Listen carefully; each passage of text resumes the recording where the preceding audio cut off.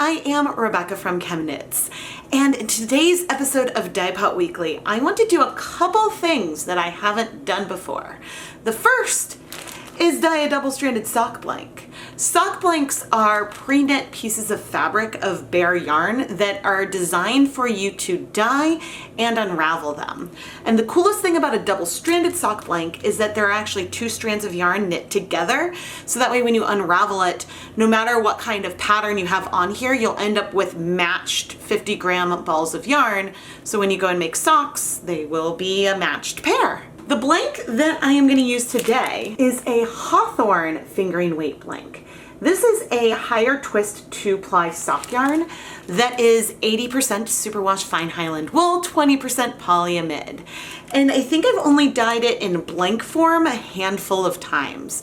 But I'm very excited to do this today. So that's the first thing I haven't done in a while, is even just dyeing a sock blank. The second thing I haven't done in a while is dip dyeing the sock blank to create slower color transitions of color and make something a bit more gradient. And I'll get into why I'm saying a bit more gradient in a moment. First, I want to give a huge shout out and thank you to my lab partner today, Debbie Pfister. Debbie, thank you so much for being my lab partner for this episode of Dyepot Weekly, and I really hope you're gonna love the yarn that I create for you. So, as I've said, these sock blanks are knit fabric, and because of that, there is resist in them. In each of them, because they're knit together, there's resist from the two yarn together and just from the knit stitches itself. And if we're dip dyeing, when the yarn stretches, that's going to provide more resist on there, which means that we will get some mottling on the yarn, some almost reverse speckling because of the resist from the blanks. Now this is an effect that people either really like or don't care for as much. So a lot of dyers prefer to dye gradients by using connected mini skeins or something, because then you avoid those reverse speckle marks.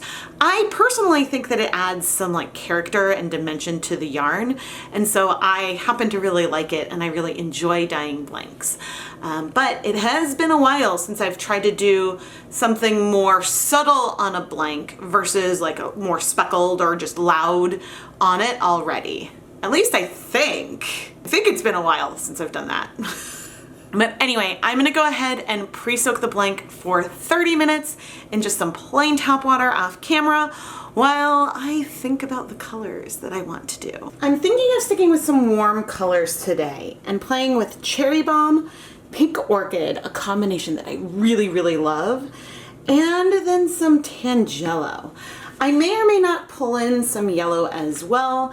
I think we'll see how these original, all very pinkish colors come together and then decide if I want more yellow on one end or even the other, to just see how the balance feels. But I think that I want to start in the middle, and we're going to start with the Cherry Bomb. In this dedicated stainless steel dye pot, I have 7 to 8 cups of plain tap water, and to this I'm going to add, I think, 3 tablespoons of white vinegar because I want the colors to strike pretty quickly.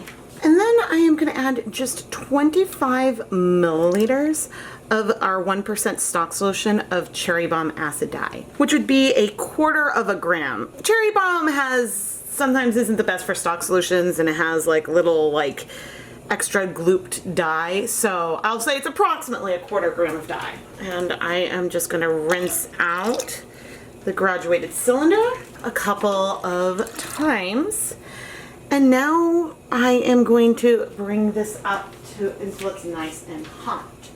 I am going to be dipping 2 blanks at the same time, and we're not going to dip it in all the way. So I wanted to start with a smaller amount of dye in here, and Cherry Bomb's a fairly pigmented color. So we will dip until we're satisfied with the color, and then I have an extra skein of Hawthorne, just regular yarn on hand, in case I need to help soak up some of the extra color if I decide it's too pigmented. I am still trying to debate whether I want to dip it so we have like softer transitions between the colors, or if I want to sort of dip and hold and while still let there be overlap between the colors, have those transitions be a little bit more, not abrupt, but it would feel a little bit more abrupt if I don't sort of gradiate it by letting there be adding a little bit more yarn to the pot at a time. So we'll see how quickly it's absorbing and what we feel once we start trying to add the yarn to the pot. But actually, there's not a lot of water in there. I think I'm gonna add 8 more cups of water plus 3 more tablespoons of white vinegar right now. With a greater volume of liquid, this will slow down the rate that the reds absorb a tiny bit, but will allow us to have an easier time getting the color on the blanks and letting the blanks move more, so we get, I'll feel less constrained. With the 8 cups of water, dipping it in, it would feel like as soon as I was in, it would be hard to move it around. So I think that I'll have a little bit more control over everything here. Even if it means I'll probably end up dipping more of the blank into the color. But we'll see. We'll see how everything goes. We are nice and hot. And now I have folded all of these blanks in half, and I've unrolled, at least approximately, and I've unrolled the bottoms as much as I can. So now we can dip. But actually I want to make sure that I have my tongs close by. Okay, and let's do this. So I am just, ooh, that's pretty, dipping in. Now granted, when we go across like the row, it's not like perfectly even because there's just some differences in how like the color is coming up in different areas. But as I said, once one of these blanks is unraveled, the 2 50-gram skeins will be relatively matched. And as I've also said, we have a lot of resist present. There is resist from how these stitches are and things like that. So yeah, I am dipping and moving and trying to be really slow because I do not want to add all of the yarn in. But actually, if I dip a little further, you can already see that we've got some gradient going on and stuff. So I really am trying to be slow, and actually I need to separate these. Yeah, I think that this volume of water is a really good amount. There's plenty of space for the yarn to move in the pot. And now that most of the dye is on the yarn, I feel better going up higher a little bit, although actually if I go in and come out, there's really not much color there left, which is fine. This gives us like a nice spot to go over when we do the next color. So I think what I want to do is leave the yarn like this in here to soak up the rest of the red. Not that there's a lot of color left, but most of the red. And so I have the other edge of the blanks not touching the side of the pot because I don't want that to get hot. Let me grab a spoon. I reduced the heat to low just so I can move this. There is not very much color left in here at all. So what I think I'm gonna do is wait 5 minutes, and then I might come and add that dry skein I have to soak up the rest of that color. But so far, I like the color that we have here. So I'll be back in about 5 minutes. There isn't very much color left in here at all, and I don't think it would be any problem to go into the next color with that amount, but I figured it would be fun to just show how little or much color is left. So I have folded this dry skein of hawthorne not perfectly in half, kind of not evenly in half, and I am slowly adding it in and letting it soak up this leftover color. And now I'm going with the other end so that way I can just soak it up. But you can see that now there really isn't much color left, and that all that was left there was a tiny bit of pink.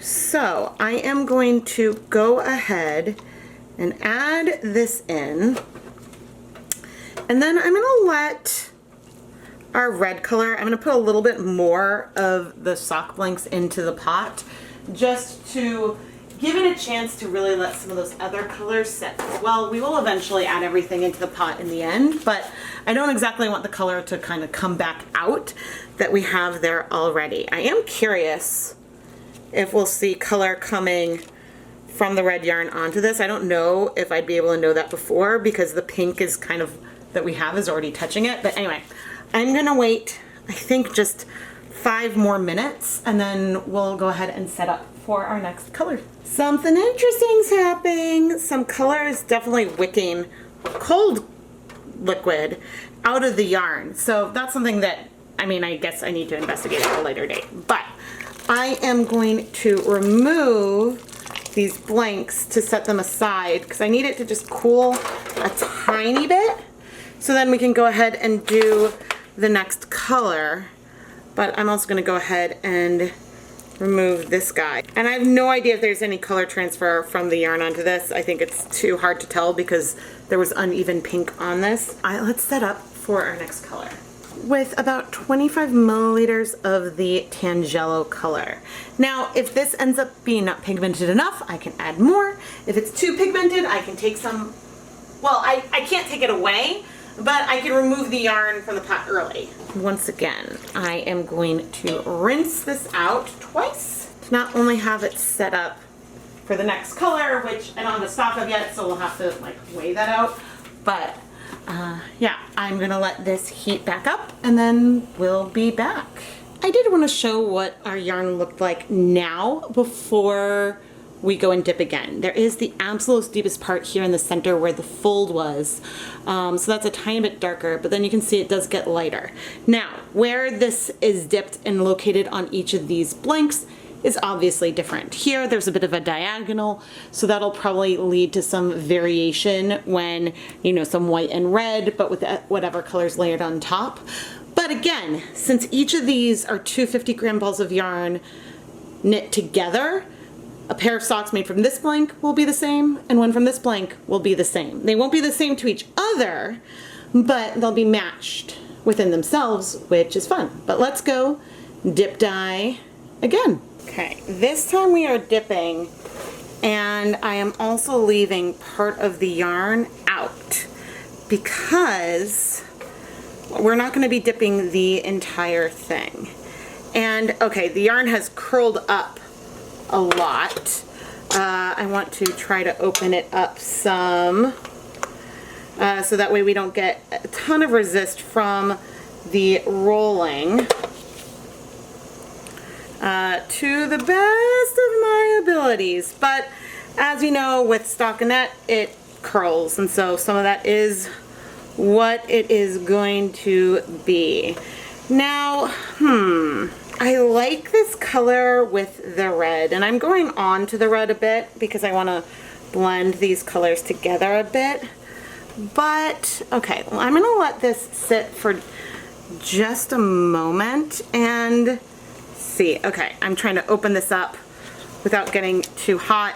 All right, we've got decent coverage, so that is good. I'm trying to debate if I want more of the Tangelo color, and I think that I do. So what I'm gonna do is briefly set this aside in the pan next to it and get 25 more milliliters of that Tangelo dye. So we had not absorbed all the color yet, but certainly we've added on a lot. And I removed the yarn so we could add the color, because if I didn't do it this way, then that would introduce something uneven. And that's not what I want. Okay, let's come back in. Well, first let's stir it up. And now let's come back in with this color. And so now this is giving us a bit more vibrancy, even though we are definitely curled up. Hopefully I am able to move the yarn through enough, and I am happy with the additional coverage that we are getting. I hope that I will like it when I open it up. The blanks are unraveling like a tiny bit, so I want to be a little careful. I think I am going to go ahead, sorry about that, just a call from the school nurse, nothing to worry about. So I did just leave the end of this in for a minute or so, and I think I'm going to continue to do that. I'm going to finish adding in our yarn mop, but now you can actually see a little bit of a demarcation line because I put it in and did not keep moving it. So that's an example of what can happen, but I don't think we'll see that same kind of line on here because, and I'm going to go ahead and add a little bit more of it in. We're not going to see that same line because there is so much more pigment in there already that little bit doesn't make as much of a difference.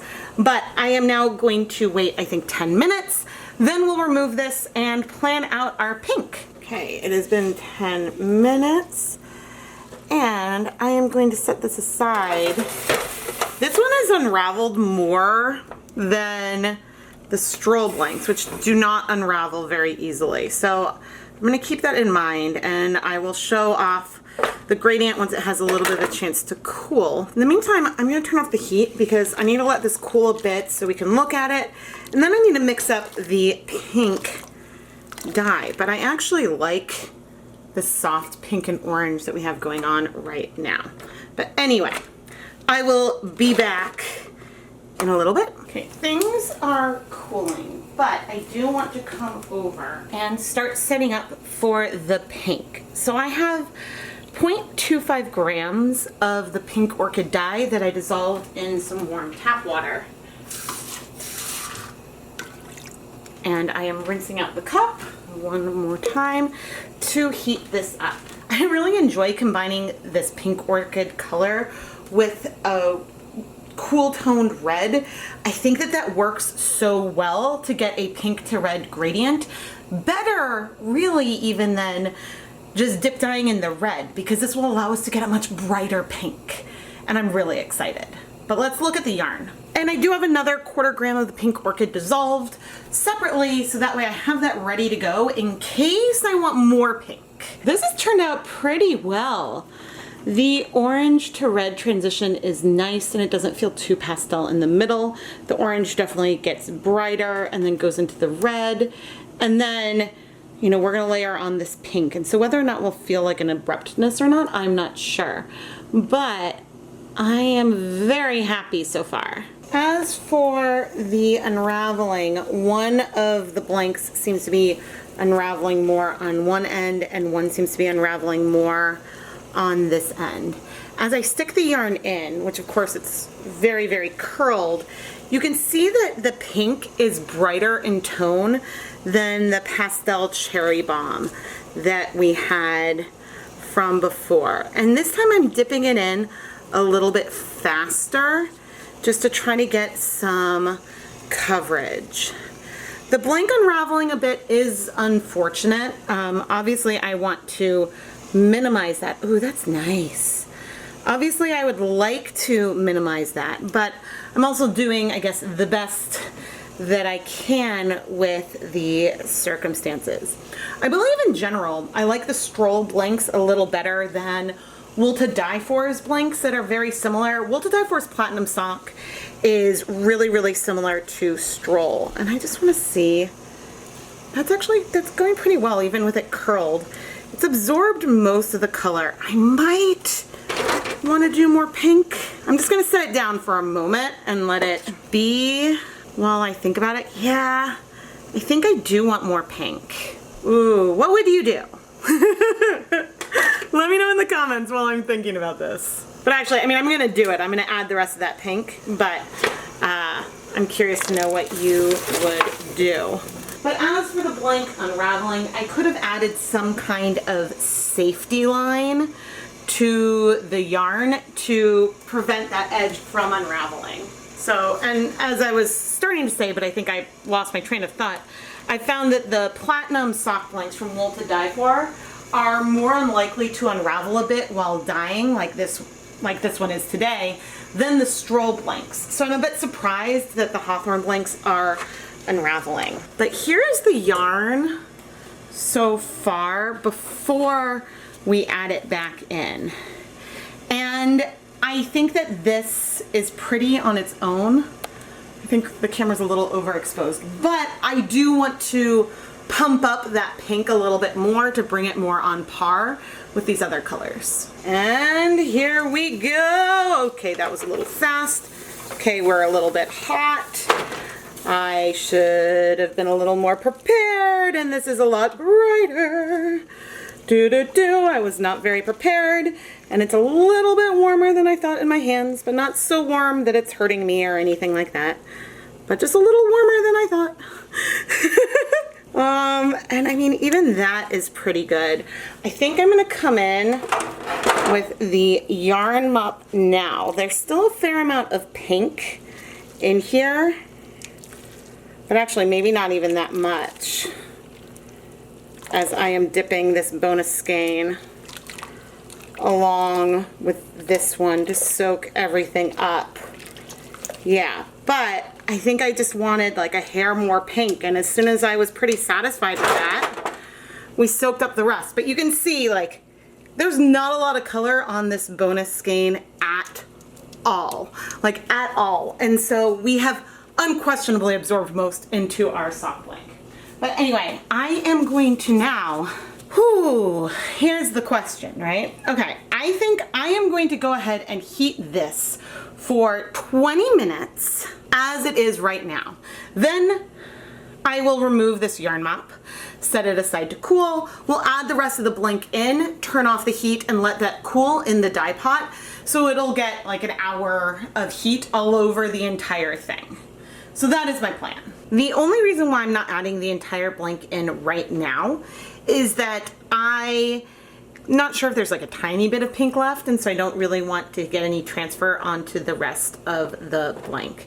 And so that's why I'm doing it in this sort of two-step way. All right.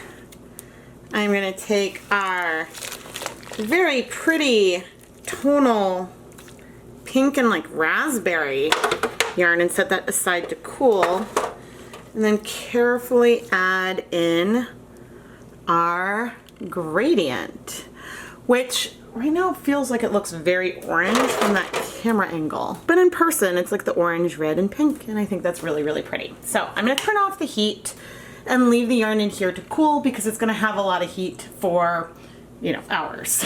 And then once everything is cool, we'll wash the yarn. It is winter in New England, so I'm adding a hint of some warmth to the rinse down. And I'm gonna very carefully, because I don't want them to unravel, add our blanks as well. Oh, I'm so glad I added a bit more pink. That's so pretty.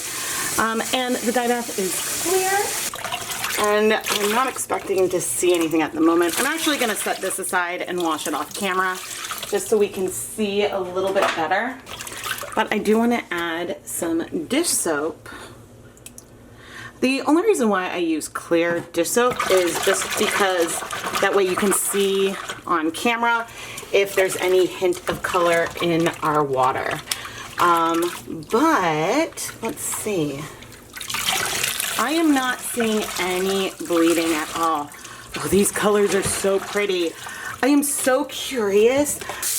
I am absolutely gonna unravel one of these blanks, because I really, really want to see how smooth or how much modeling there is from the stitches or not.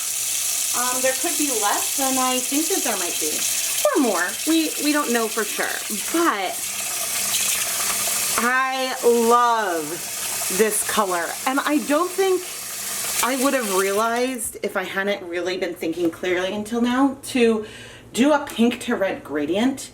The best way to do that is to do a red and then add a pink versus doing a pastel red, because a deep bright pink like this isn't going to transition into a red. The deeper it gets, it'll get more dark magenta, but it won't go red. But anyway, I am going to finish rinsing these, gently put them through my spin dryer, wash our yarn mop off camera, and then hang everything up to dry. Here are the finished gradient blanks, and they are so beautiful. I am so, so proud with how this came out and the way that these colors are coming together. I I just really can't express more than that. I am so happy with it. And I'm excited to unravel one of these, like really excited. The only thing I'm not excited about is the states of the ends of the blanks. Now, I have seen some unraveling happen from blanks in the past from other techniques I've used to dye them. I think the one difference here was because I was dip dyeing the blank, part of the end would start to unravel, and then the weight of that loose end in the pot, when I would lift it up, would pull more yarn off of the end. And so I think, well, I want to try this on a stroll blank to see if it happens as badly. It's possible I haven't dipped a blank this many times, and so I haven't quite seen this happen. At least not to this extent. So it could be the hawthorne blank. It could be the technique.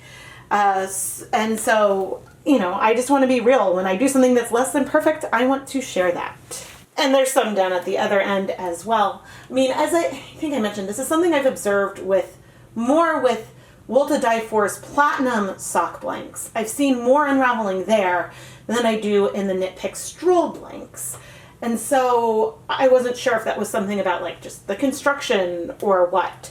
But yeah, I mean, this is something that we do see here. Looking at the wrong side of the blank, I can tell that we will have mottling when we unravel this. I think especially if you look at some of the middle versus the edges, you can just see that there are some lighter patches in there. And yeah, if I pull it apart, you can see that resist that we got from the technique. But anyway, I am now going to go unravel one of these blanks so we can see what our gradient looks like. Oh my goodness, this is so pretty. When I zoom in, I hope you can now understand what I mean about the reverse speckling that we have here. There are little pastel patches throughout the yarn that exist because of the fact that this was a knit piece of fabric.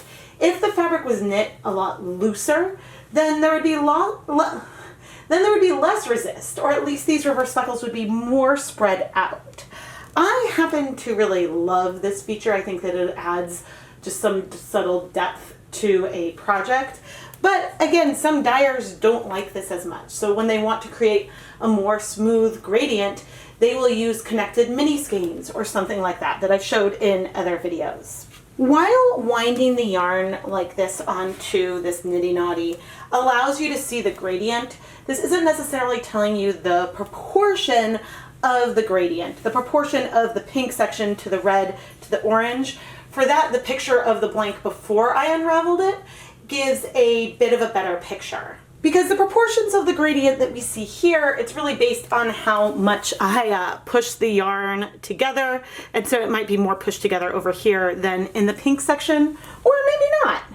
But either way, I just love the way that this transitions.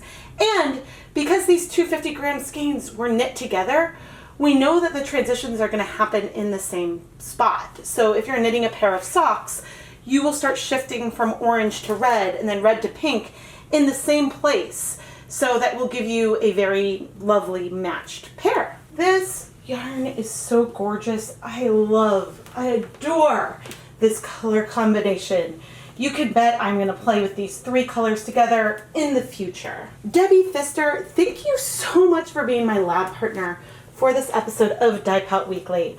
I am so proud of this colorway, and I really hope that you will enjoy it too. If you would like to learn more about how you can become a lab partner for an episode of Dyepot Weekly and get yarn dyed in the video plus some shoutouts, go and check out the listings in the ChemKnits Creations Etsy shop. I'll have links down in the video description. So Debbie, thank you again so much for being my lab partner. If you're curious, this is what the yarn looks like off of the Nitty Noddy. It is very crimped, so I will go and soak this off camera to help the crimp relax. That's what I always do with the blanks that I unravel myself. But if you're going to knit directly from the blank, that is also totally fine. And when you block or wash your item, that will also help the crimp relax and settle into whatever it is you are going to make. Finally, we have our yarn mop, which has a few different hues of pink, maybe a hint of some orange. It is really, really lovely and soft, and I think that it's also just sort of highlights how different the red and the pink are from one another when they're in a pastel form. I am Rebecca from ChemKnits, and don't forget to subscribe, turn on notifications, give a thumbs up. Engaging with these videos is the best way that you can help support the content here. And I post new videos at least twice a week, 52 weeks a year. So there's over 100 new videos every year, exploring color and yarn and having a lot of fun with fiber arts. Thank you so much for watching.